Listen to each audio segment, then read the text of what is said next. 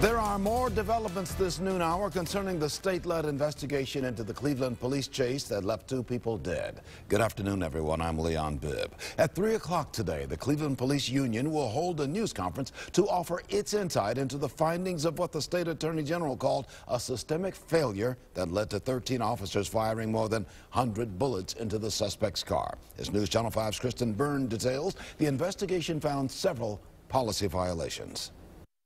That's not those officers' fault. Attorney General Mike DeWine tells News Channel 5 the deadly shooting on November 29th was packed with police policy violations. I think that ultimately there is a systemic failure in the Cleveland Police Department as far as leadership, as far as communication. DeWine points out Cleveland police policy only allows 3 cars to enter a chase. During this one, officers in 59 patrol cars involved in the pursuit of Timothy Russell and Melissa Williams never asked for permission to join it. Inside the report, it says officers heard radio traffic that the suspects were armed and dangerous and will shoot. The passenger in the subject vehicle was not, in fact, armed, but instead was wearing black gloves and holding a red pop can. DeWine says we have to learn from these mistakes, and it's a miracle that no officers were killed. This tragedy could have been avoided if the driver of that car at any point in time had pulled over. Kristen Byrne, News Channel 5. The sister-in-law of one of the victims, Timothy Russell, talked about the state findings this morning on Good Morning Cleveland. Jackie Russell told us she was initially satisfied with the investigation results, but what happened is more than systemic failure. Disappointed in the police department.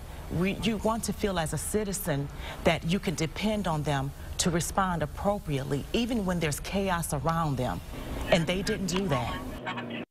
Also regarding this story, this morning, East Cleveland residents are still angry the 22-minute police chase last November ended in gunfire in their community. Now some residents want federal officials to get involved. Last night, residents packed the East Cleveland City Council meeting. Councilwoman Barbara Thomas has been outspoken in her concerns about the deadly chase. A resident who lives near the site says she wants to see more done.